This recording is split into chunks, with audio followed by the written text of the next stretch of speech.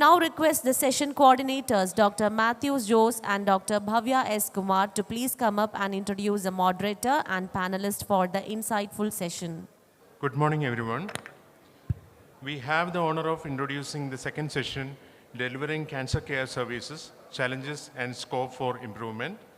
As we all know, the landscape of cancer care in India, and particularly here in Kerala, is both intricate and rapidly evolving. This session aims to address the core challenges we face in delivering equitable, accessible, and high-quality cancer care across a spectrum of healthcare cancer system, from the most advanced tertiary centers to rural outreach initiatives. Through these sessions, we hope to illuminate pathways for systemic improvement, encourage collaborative innovation, and ultimately enhance patient outcomes across the country.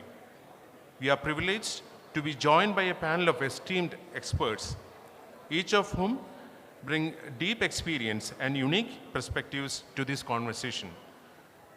Moderating this session is Dr. Prasad Narayanan, a respected name in the oncology community who will steer today's discussion with insights and clarity. Dr. Prasad is the Senior Consultant and Director of Medical and Hemato-Oncology, City Care Hospital, Bangalore. We welcome you, sir. Humbly introducing our distinguished panelists, Dr. Sadishan Balasubramanian, Director and Professor and Head of Department of Surgical Oncology at Malabar Cancer Center.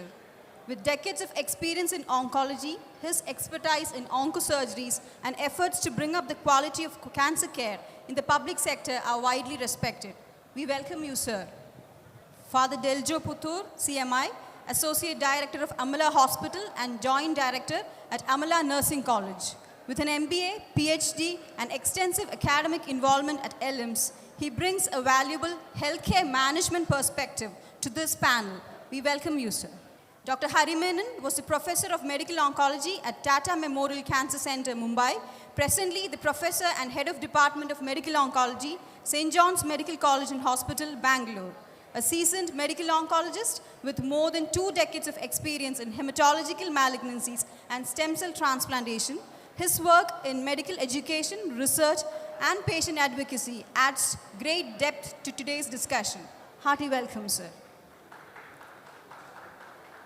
Dr. Geeta Kadaprayat, a prominent surgical oncologist and leading voice in breast cancer care, has been instrumental in establishing comprehensive breast centers. She is a senior consultant, breast surgical oncology at Apollo Women's Cancer Center, Indraprastha, and Apollo Hospitals, Delhi. We welcome you, madam. Dr. Nalanda Jayadev, CEO of Aster Medicity, Kochi, and senior consultant in forensic medicine.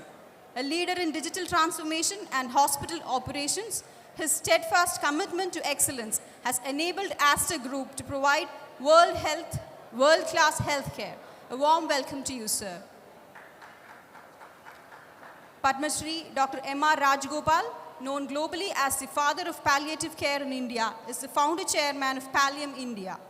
His relentless advocacy has transformed the access to compassionate end-of-life care across the country. A warm welcome to you, sir.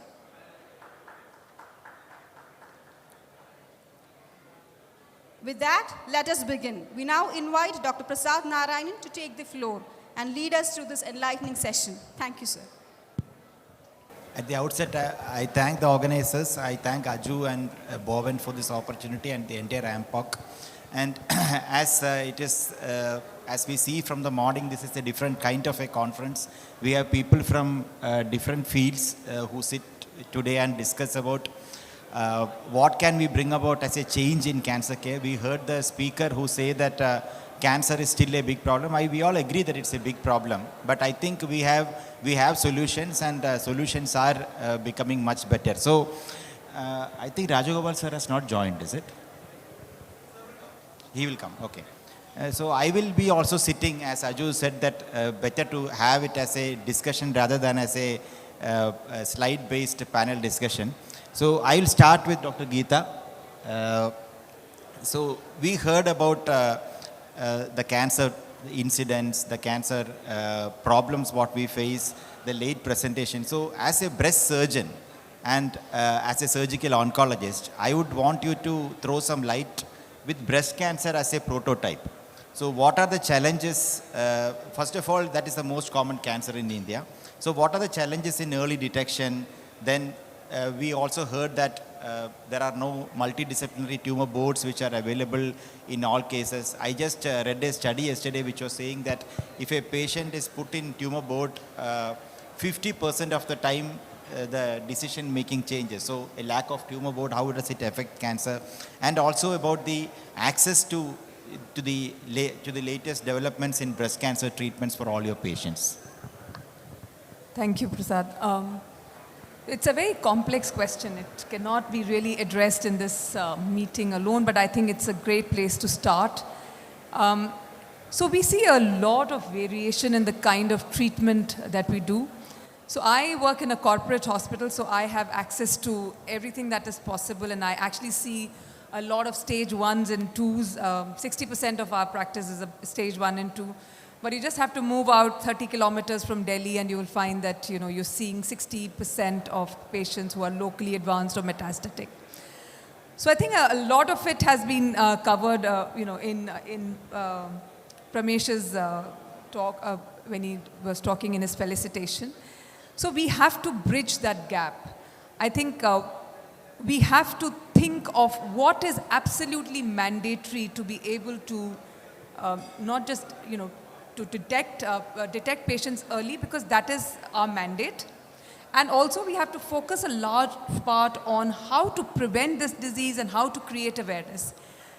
I am a huge advocate of creating awareness, but I also know every time I see a patient who comes with locally advanced breast cancer, educated, and I keep wondering, where is all the effort going? And I'm sure everyone is doing that in silos, but I think we need to be more collaborative if we want to create that large impact that we're talking about. That has to happen. Then we have a deficit. We can think, in this hall it may seem like, we have a lot of oncologists, but that is not the truth. For a 10 million population, we still have about 3,000 oncologists. That is not going to solve our problem. And also, most of the oncologists are kind of concentrated in the urban areas, and they are loath to work in smaller towns for various reasons. And I think slowly we are getting over that complex also. It is very heartening to see tier 2 cities coming up in a big way and a lot of people pitching effort, but I think we need to engage with the community. I think somewhere that has not happened. We need to, but I think Kerala is a great example for engagement with community and the kind of awareness drives that they have and the numbers that they can rank. Dr. Satishan was talking about how 1.3 lakh women, 13 lakh women signed up for an awareness thing. I think that is the kind of noise that we need to create and amplify. And I think, he also said that we just cannot be talking about treatment. Our entire focus as oncologists becomes so much about treatment that we forget that the larger piece is how to prevent this. Because as a country, as a low, medium, middle income economy, we need to think of ways to prevent this disease from happening, because a lot of our resource cannot go into treatment because most of our patients will not be able to afford that kind of treatment.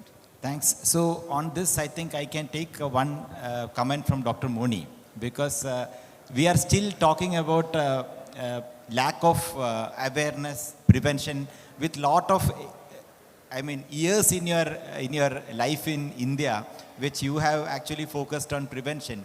Why still we are not able to penetrate or achieve that prevention and decrease the early stage, get more patients in early stage? Thank you, Prasad. I think Dr. Satishan mentioned that just by the government information in the public, in an educated kind of public, 13 lakhs people came in about 2-3 months' time. So even though the scientific literature, Baju, and say that awareness is lacking, but we can motivate people to come. The problem is that we have this compartmentalized approach. The screening has to be done by the government. Treatment has to be done by the corporate sector. That is not going to work. all of us should have the responsibility. Now, if we take a responsibility of screening of people around our hospital, we can make a difference of that. So integrating both the public and private sector and improving the awareness, and then developing a distributed type of end-to-end cancer care is important. And also, I just want to pitch that we oncologists stay as a one separate vertical. We don't integrate with the primary health care. People don't come to us for a diagnosis of cancer. They go to a primary care doctor for a symptom. They also need to be part of our ecosystem.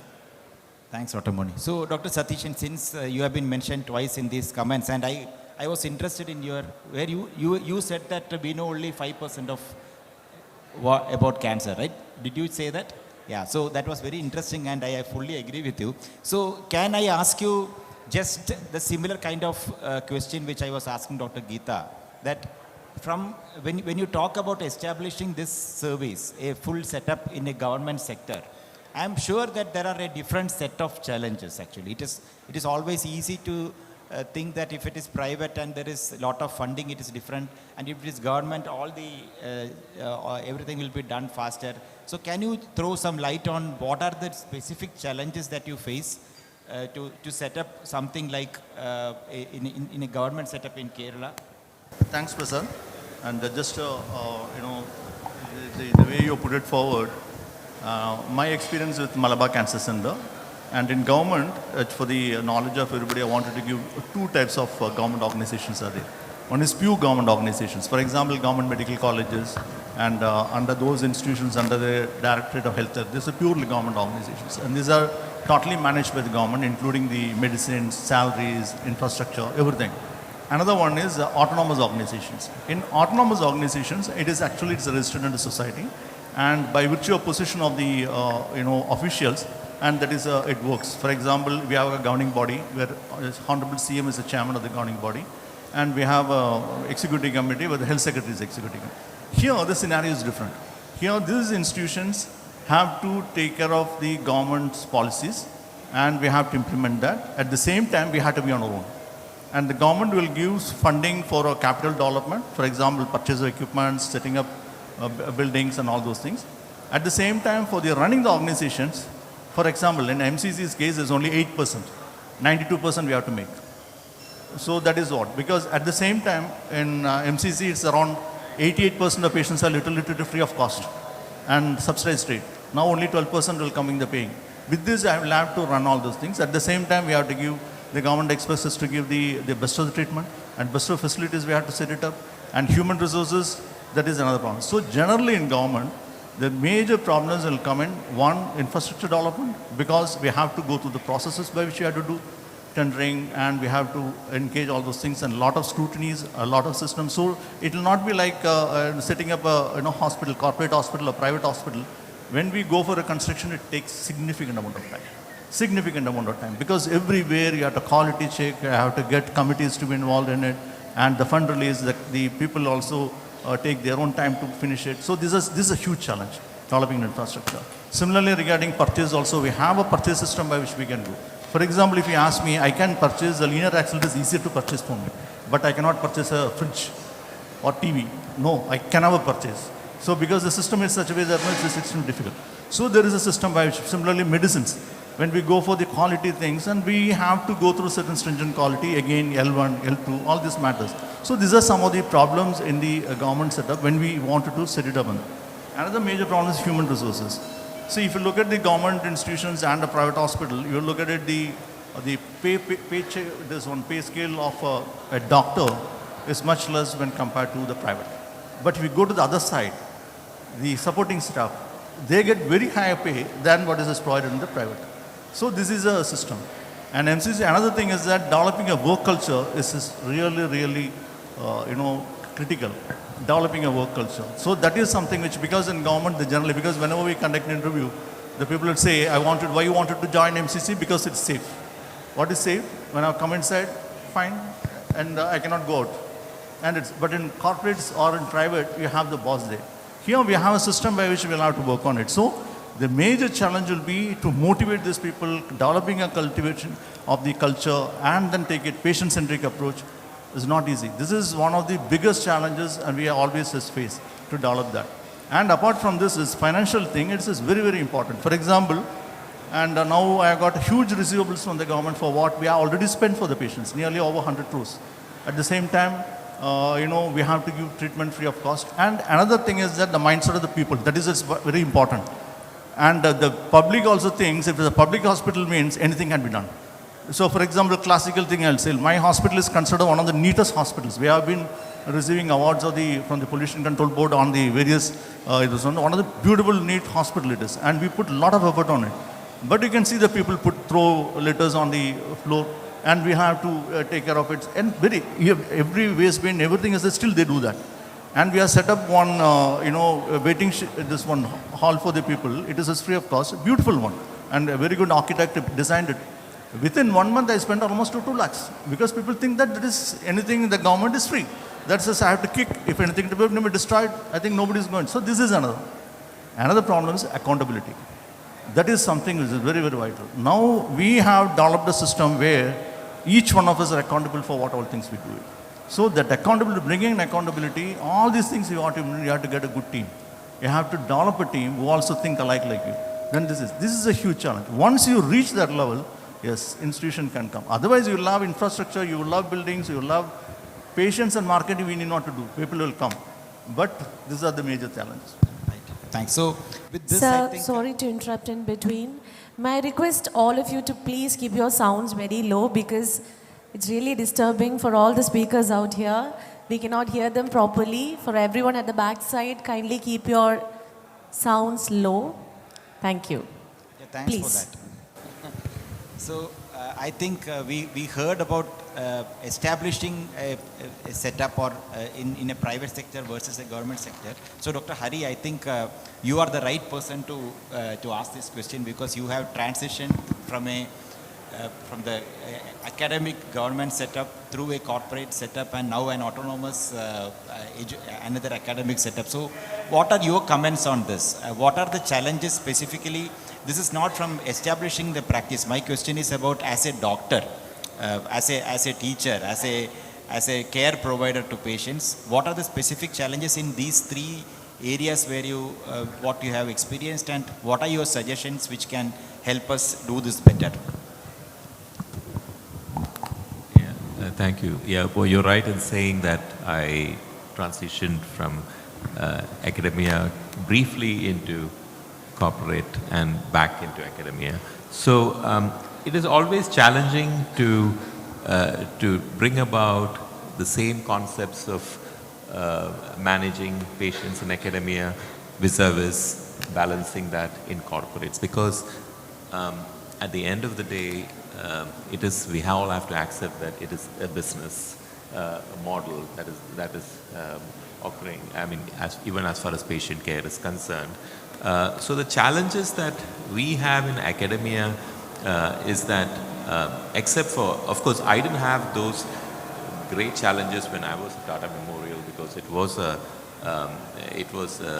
already established, heavily well-funded, and able to implement whatever we chose to do for those patients, and well supported as far as the patient concerned in terms of philanthropy, funding, and also governmental expenditure into the patient care. But that is not the case in several of the academic institutions. One, you have problems with expectations from the patient. Almost, I would say that 70% or more of the patients in the country would have to seek treatment in one of the academic institutions or in the government sectors for their treatment to be completed. And also to be able to afford that kind of a treatment. Yeah, to afford the kind of treatment that you need to give. So when they come in, it's a heavy patient load, and the challenge is huge for people to be taking care of those patients in a reasonable manner, to implement a reasonable kind of treatment and implement protocols over there. And you don't have personnel to man that. And also, there is a little bit of lack of accountability that happens in these setups where you are, even if you don't perform the way that you need to, that sense of accountability is probably, I will say, weak, I would say, over there. So then comes the problem of being happy at the level of the treatment, because you're working so hard and at the same time you're not able to provide the kind of treatment, and sometimes you are also having to deal with remunerations that may not be on par with what you need to. So you're always on the lookout to see what you can do better, because you need good remuneration also to sustain the way that you want to carry out your day-to-day activity, with a balance in work and at your family level. So there are problems as far as that is concerned. Then so when it comes to the corporate, the things are different. You have everything at your to be able to implement, and there is a need for you to implement that also. And you have certain, can I say, commercial pressures that are there over here. And sometimes there is, as against academia, where you're working in a government setup, there is a sense of job security that is there, which doesn't always prevail in the corporate setup. It might be there for a senior people at the senior level, but it may not prevail for patients at the junior level. And so there is huge pressure on the people to actually deal with all these, the job pressures, and also to sustain what, again, as I said, is a business model. So there has to be a return of investment. So what will translate over there is having to do a lot of investigations that may or may not be required for that particular patient. You end up having to do more, and sometimes do irrelevant things also, I must say. So that also becomes a problem. And for those people who are inclined towards academia in the corporate in the corporate setting, may not have that kind of an academic fervor that is there for those people to be able to be enthusiastic about conducting academic institutions. But that has sort of changed with many of the corporate settings also having their postgraduate training program. But are they able to deliver that kind of postgraduate training that is going to bring about excellent people? I'm not sure about that. Those are the challenges that I faced when I wanted to get postgraduate training into the corporate setting, and it did not happen. And that was one of the reasons I would also say that I moved back into academia, I would say. So because for those people who want to have an academic thing, it may not always happen in the corporate setting. So I think we will take this. Dr. Geeta, you want to comment on this? So I've been in corporate for the longest. I've been in corporate for 25 years. So my experience has been different. I think it is true that they may not support it, but if you individually want to drive it, there is nobody to stop you. So like you said, you may not get support in terms of, so when I started off a fellowship, it may not count for much because you don't have those affiliations, it is not a DNB program, all of that I understand. But I do know that if you want to drive academics, you can. So I work with Apollo now, but I've worked with Max for 15 years. And when we started off, I knew how people were looking at us very skeptically. Oh, we were branded, we were a branded lot. The corporates were a branded lot. The usual refrain would be that they are in it for the money.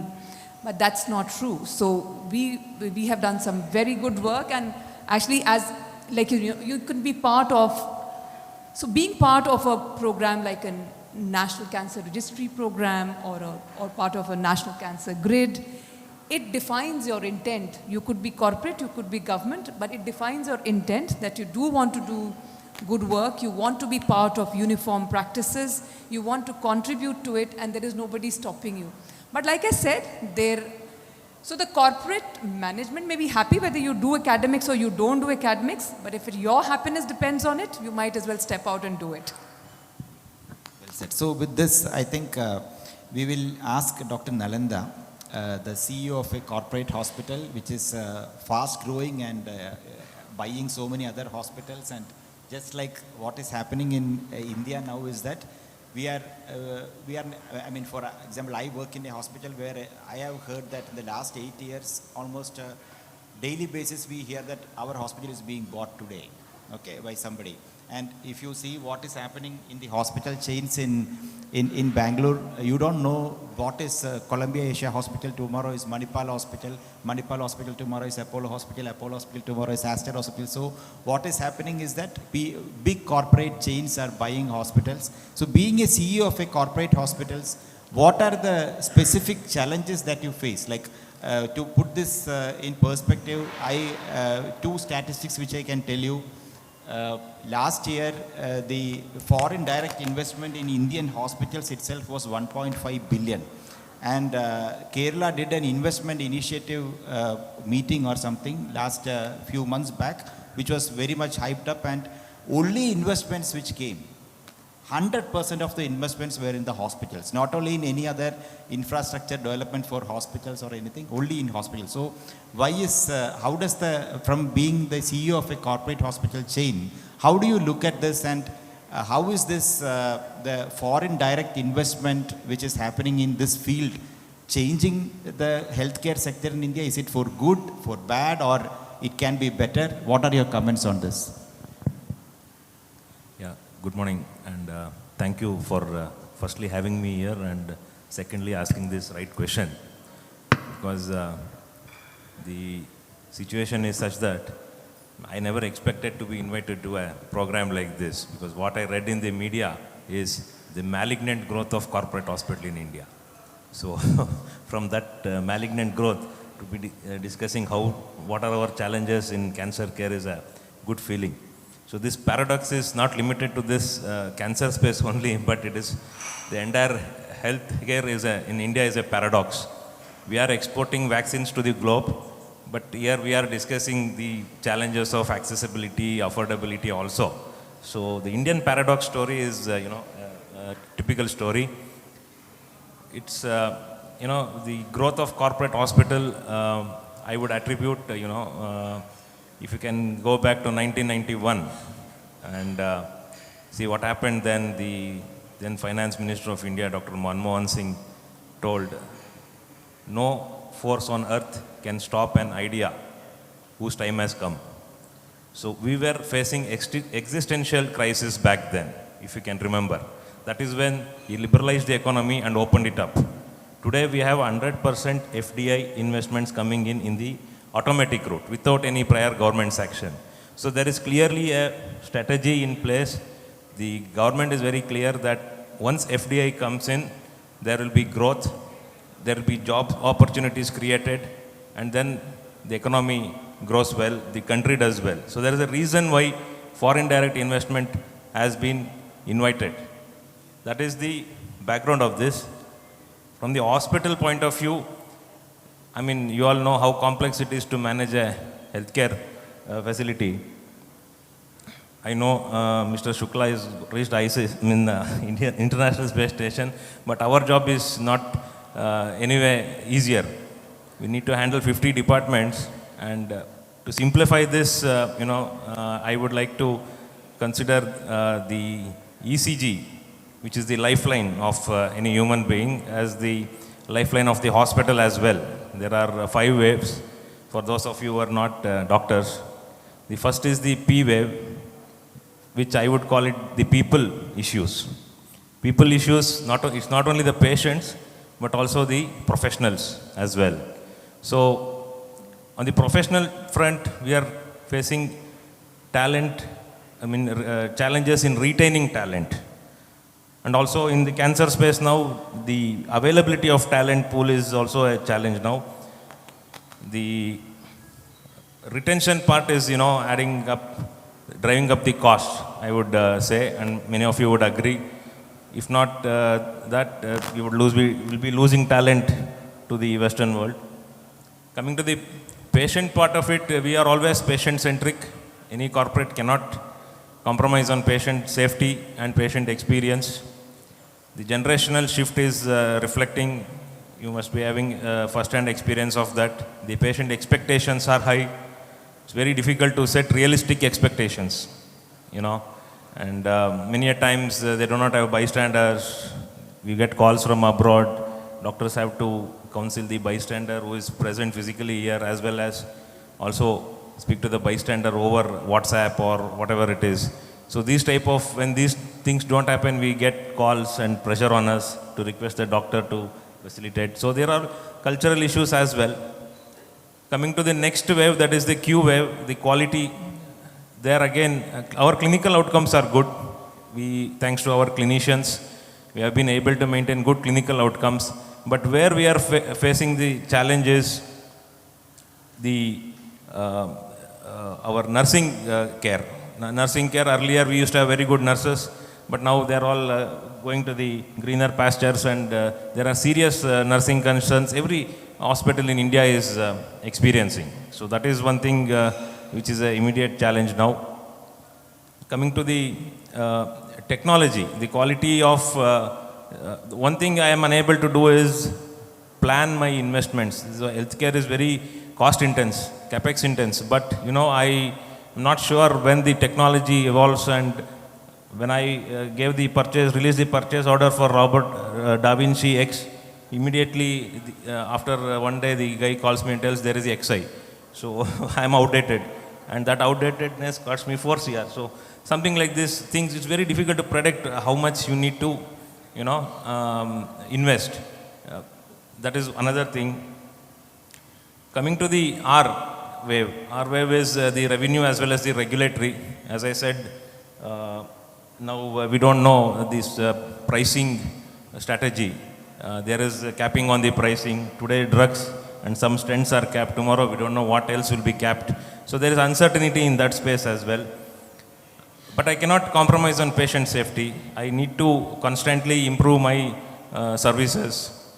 Coming to the sustainability. You know, as corporates, big companies now, it is mandatory to comply with the ESG guidelines. The economic, social and governance responsibility, the environmental, social and government responsibilities. So ESG typically involves, you know, the labor issues, the environment issues. You need to have a green hospital. Too much of investment is being made in that area. We need to go green energy.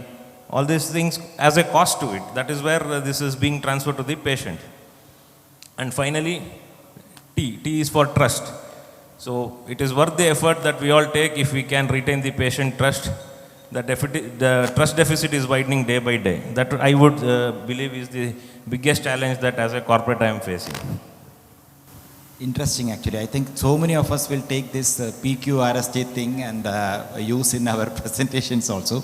But I will take up the Q part of it, the quality part. So we all now, hospitals strive to get accredited by NABH, by JCI, and it is mandatory, because if you don't get NABH accreditation, you don't get insurance actually. So I will ask Senthil. Senthil is so Senthil, do you think that this mandatory accreditation, it is actually contributing to outcomes in patient care, or it is there is a downside to it, that by chasing this accreditation or the quality management, we are sometimes missing the bigger picture? Prasad, this is out of syllabus for me.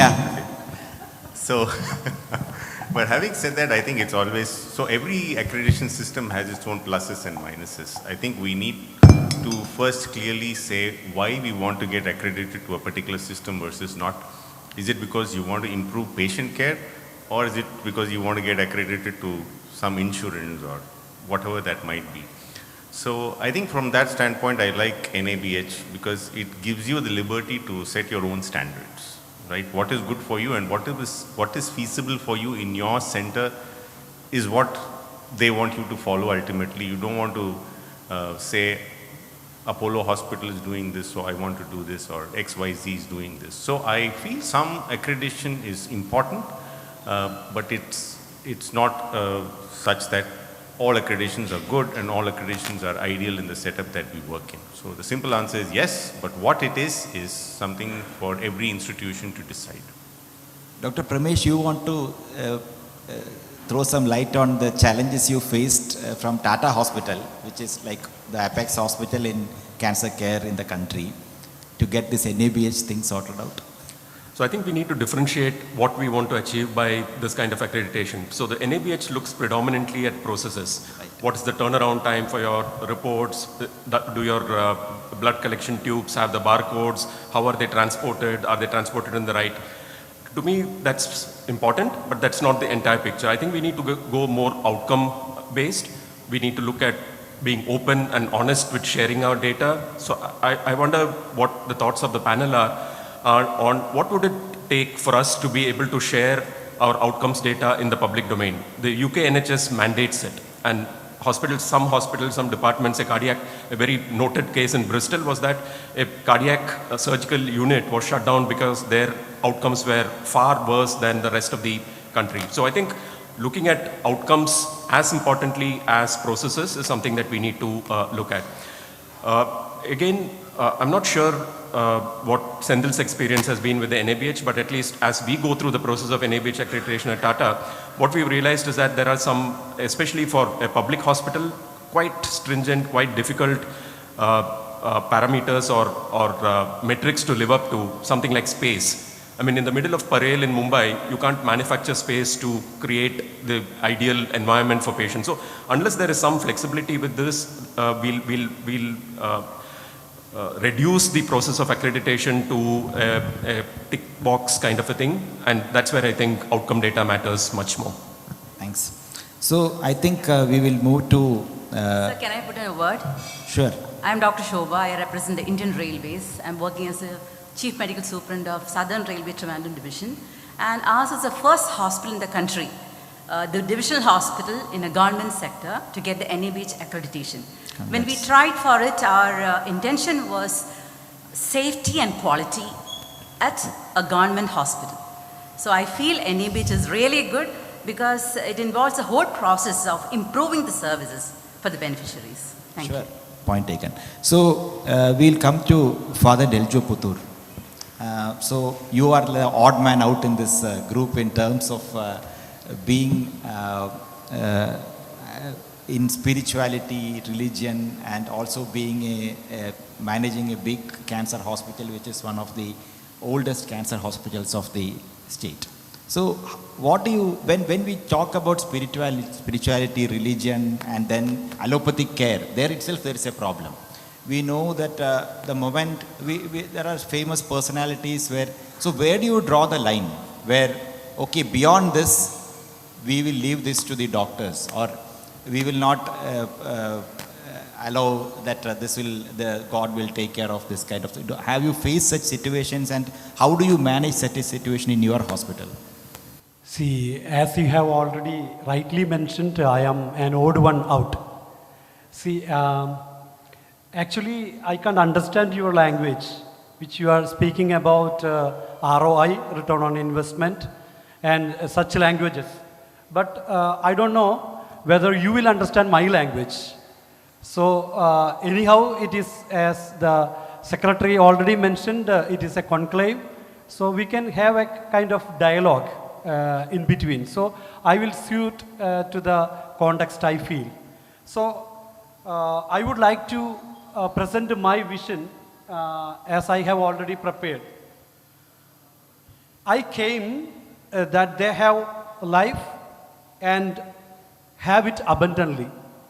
The Gospel of St. John, chapter 10, the verse 10. To accompany someone is to be beside them on the journey, not to control them or walk ahead. The church must accompany with closeness, compassion, and healing. Late Pope Francis.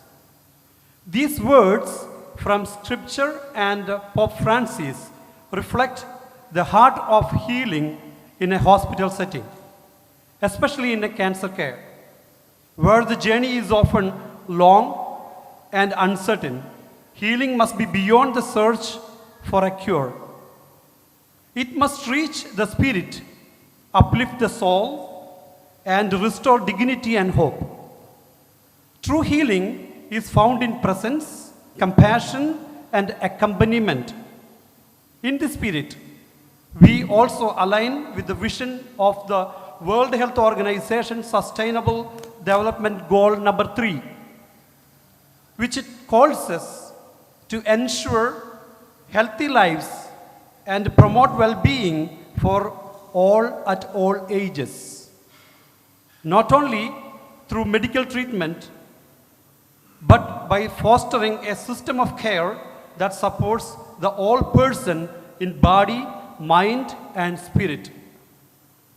Actually, I am Father Deljo Puttur, Joint Director of Amala Institute of Medical Sciences, Thrissur.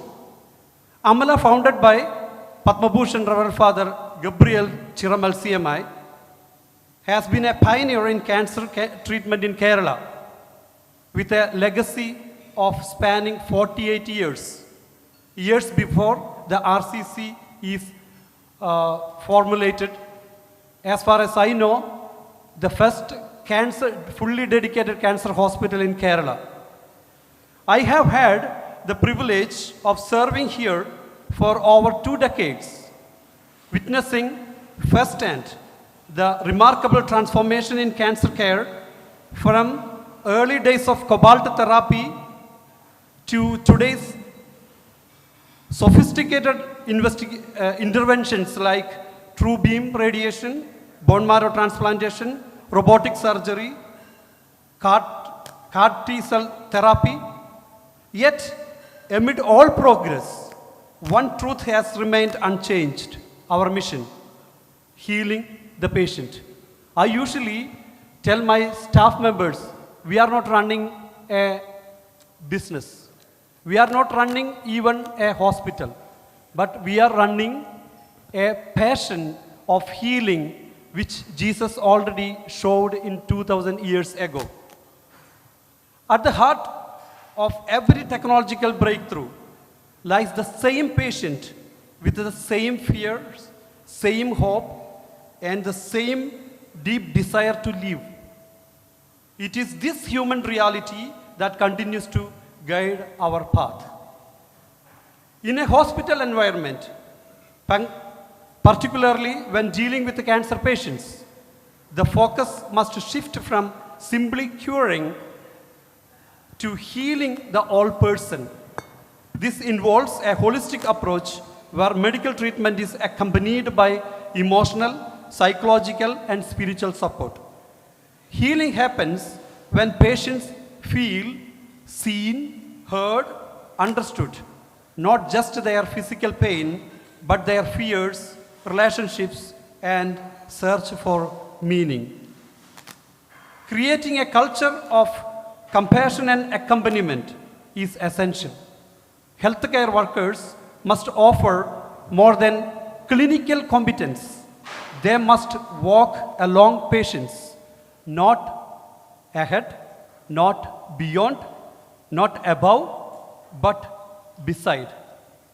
Simple gestures like holding a patient's hand, remembering their story, or sitting silently beside them are powerful acts of healing. These moments affirm the patient's dignity, especially when the body may be growing weaker. So I would like to affirm our clinicians, especially the cancer care healers. You should not be curers, but you should be a healer. Spiritual and emotional support play a crucial role in healing. Many cancer patients wrestle with their existential questions like, why me? Why me? What happens after this? Providing chaplaincy services, access to prayer, rituals, simply someone to talk to can bring comfort and peace. At Amala, for example, spiritual care is integrated into patient journey, helping patients and families find strength even when medical options are limited. It is not only about extending life, but also about restoring hope, meaning, and inner peace during the most vulnerable moments of their lives. Building social bonds among the patients is another transformative aspect of healing. Organizing patient get-togethers, support circles, prayer groups, or survivors' reunions allows patients to connect, encourage one another, and break the isolation that illness can bring to them. These shared spaces create community and foster resilience. Finally, hospitals must be guided by their core mission and values. At Amala, rooted in faith and service, healing is not just an action, but a way of being, with love, integrity, and reverence for life. Healing with love is our daily commitment. Again, I quote late Pope Francis, "The fact of healing is spiritual ministry of accompaniment. It is not about fixing something, but about walking with those who suffer with closeness and tenderness and faith. This is how we bring healing in our Amala. That is in abundance." And thank you very much. Thank you, Father. So, we will see whether we are actually healing, not only in Amala, in everywhere, because we have a pioneer in palliative medicine who actually, just like Dr. Advani, we all consider him as who started medical oncology, and we are all here because of him as medical oncologists. Like that, Dr. Rajagopal sir is a pioneer in palliative care in the country. And sir, do you think that after all these years of you spending your life in this field, do you think that we have moved ahead in terms of palliative care? Are we healing patients much more than what we used to do before, with all the added treatment in our armamentarium now? Thank you. I'm glad you phrased the question that way. I can say yes. Yeah. We are in a better place. Are we anywhere near where we should be? Far, far away. Grim. Less than 4% of the needy, even now, get pain relief in India. 4%? Less than 4%. Less than 4% is very carefully worded. It could be 2.5% also. Unfortunately, that's many times more than what it was in 1998, where it was practically nothing. So we are in a better place. And another positive thing is, many policy changes have happened. The World Health Policy of the National Health Policy of 2017 includes palliative care at the primary level. There is a national program for palliative care. MBBS course now includes palliative care in the curriculum from 2019. Now BSc nursing course includes it from 2021. My God, such giant advances. Access to morphine has been made a lot easier with the Parliament amending the law in 2014. Tremendous changes. But as it happens in many low and middle income countries, the policy implementation gap is huge. Those changes will happen. But from our side, the healthcare professionals as a whole, first, we have to accept a responsibility to relieve suffering. Much too often, we are all trained to diagnose and treat diseases. We are not trained to treat people, only diseases. The holistic care that Father talked about, even if we wanted to, we are not trained ordinarily. So what's the answer? The answer was brought out in 2014 by the World Health Assembly, which is the decision-making body of World Health Organization. They recommended that palliative care should be integrated into all healthcare at all levels, primary, secondary, and tertiary, across the continuum of care from the beginning of the suffering to the end. Can palliative care specialists do it? Not at all, or except for a tiny bit. That happens when palliative care is practiced by every healthcare professional, including the oncologist. So, many of you, I've now worked in a Western country, many of you have.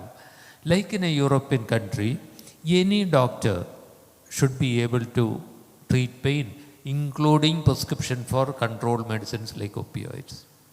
When that happens, a change will happen. For that to happen, the MBBS and nursing curriculum have to be implemented. For that to happen, there have to be people to teach. There are hurdles, but we are moving forward. Sure. So, when this advanced directive came, the government announced, and it was almost like an advertisement from the government, especially in Karnataka. In Bangalore, it was in newspaper, and suddenly some patients started coming and saying that now you can give me, we are going for euthanasia because government has approved euthanasia. It is so confusing. And the actual, I don't know from this audience itself, how many people are actually thinking about advanced directive for themselves. We are all mortals. So can you throw some light on whether the advanced directive initiative by the government has actually made it simple or complex? Because when you go through the list of things which are supposed to be done to get an advanced directive done, most of the time we stay away from that actually. Well, I certainly have done it, prepared mine, but I don't know what use it will be. Because unless you respect it when I come to you for treatment, what use it for me? It will there. At that time, can I go to court asking for my right? See, I thought you can. I won't have the physical and emotional ability. So, who will go? When I am almost dying, what use is the legal system? Fundamentally, I will raise a question. Do we accept the duty to relieve suffering? And related to that, every person, unfortunately, all of us, will die someday. What would you like that death to be like? I was an intensivist, but the obscene violation of human rights by forcing people to die in intensive care units has to end. How many of you would like to have your end of life a few weeks in the intensive care unit, which will be as cold as this room or colder?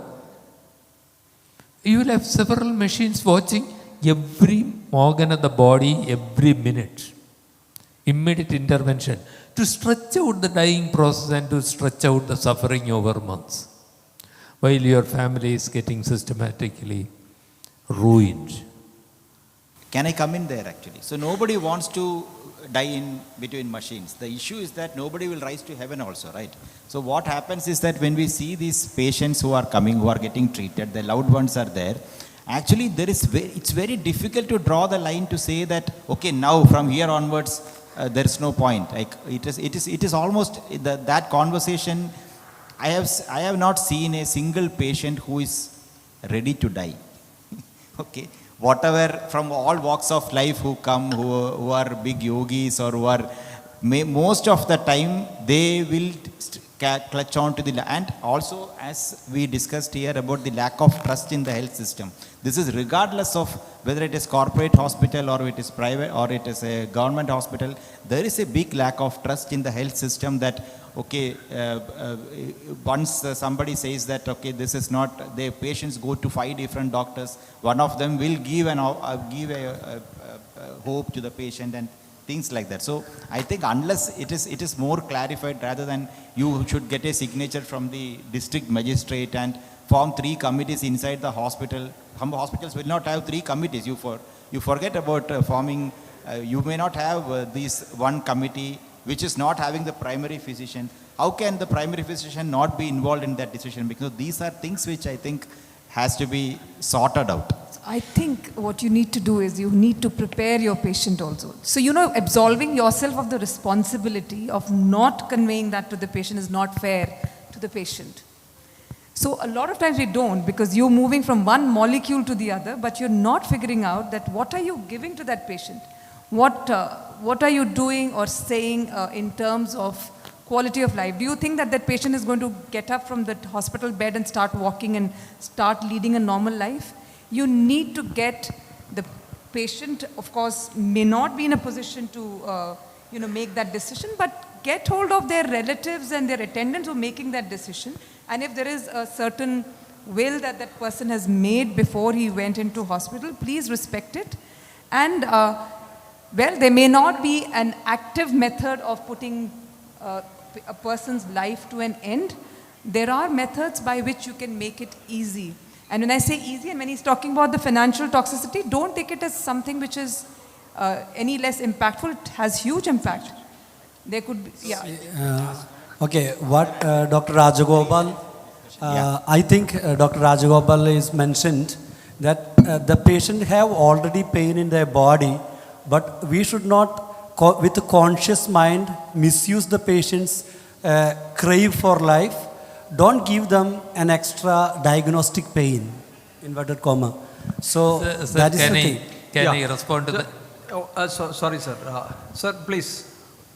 Go So ahead, the Narayana. question is, suppose someone has made a will and wants to die without any other formalities, or whether in the ICU care, he doesn't want the ICU care. But the relatives are insisting on when the particular patient is unconscious and admitted in the ward, and compelling the treating primary care oncologist to shift to ICU and do the whatever the extent they want.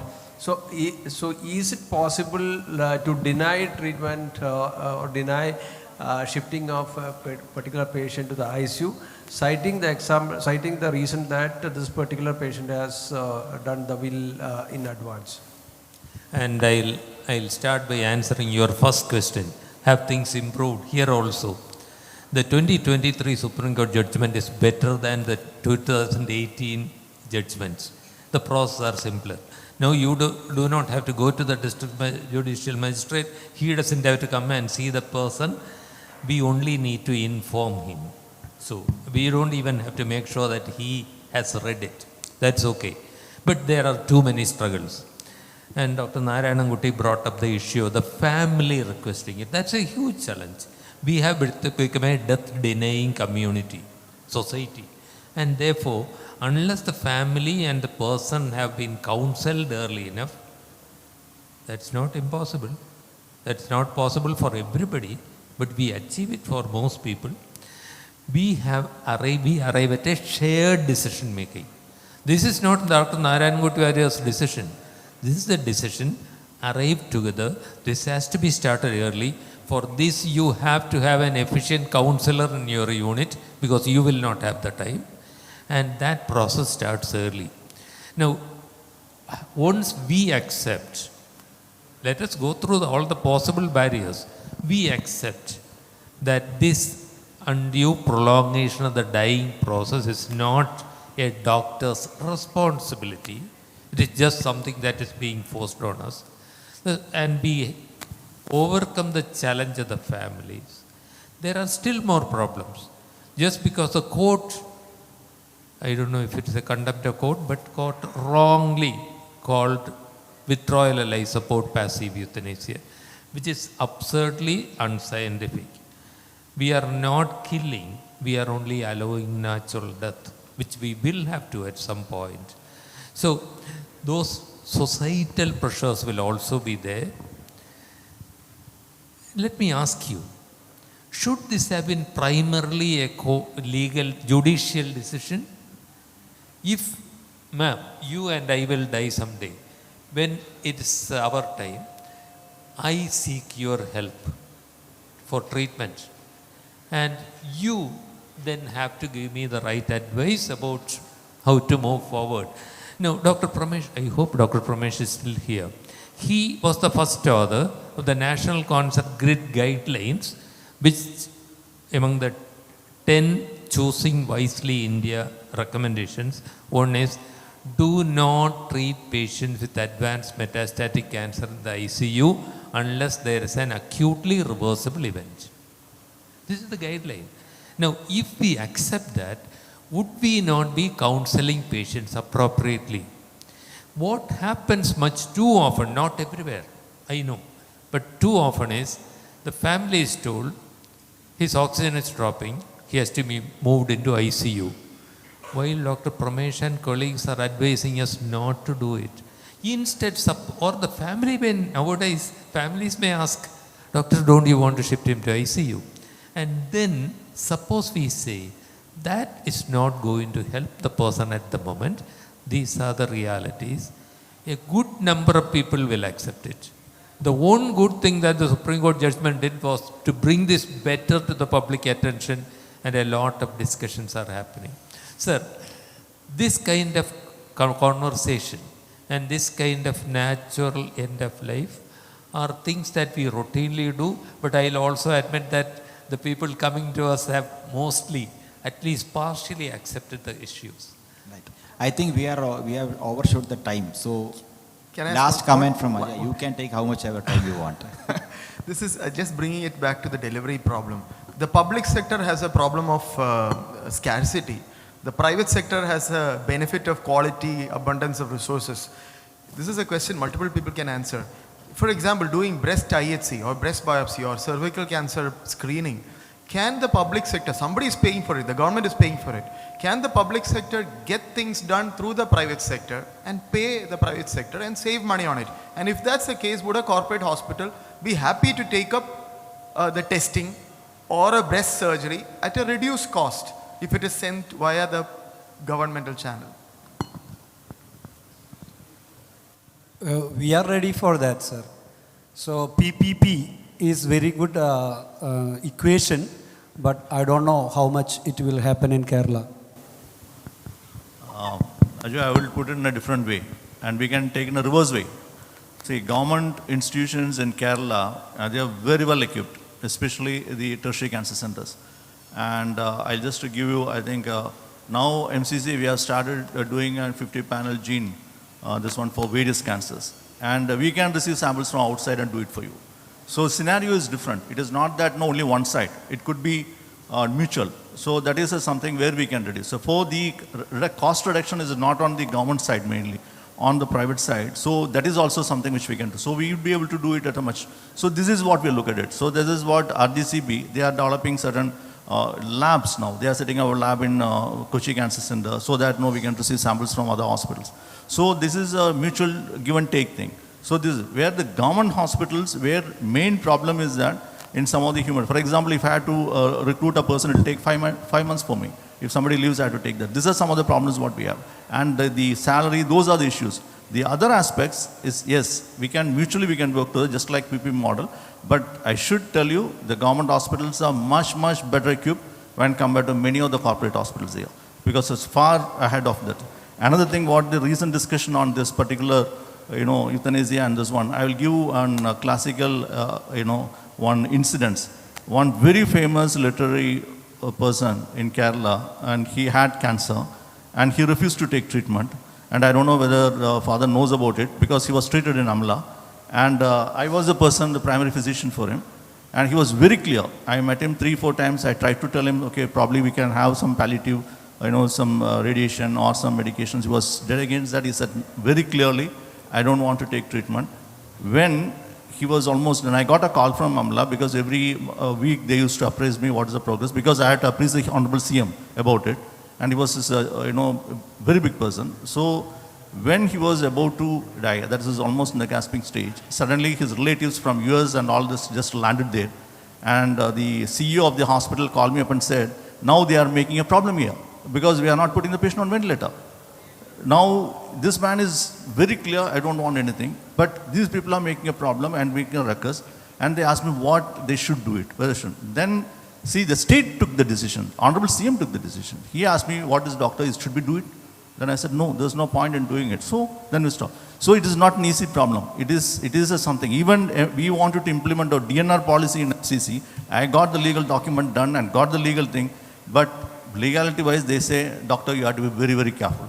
And because anything can reverse back. So this is something which we need, just like what choosing wisely and which NCGS developed. This is something, if it comes as a policy of the government, yes, we can do it. But still, we'll have to do a lot of work on it and to make sure that, both the hospital and professionals and the other side, the relatives are comfortable with it. I think we have overshot the time. So, no, I don't think we have time for How that. many private hospitals are willing to take up our patients on subsidized rates? Just I want to know that. CGHS rates, which we are bound by it, sir. And I think we can't answer this question in this panel. So, we'll wind up the panel here. Thanks.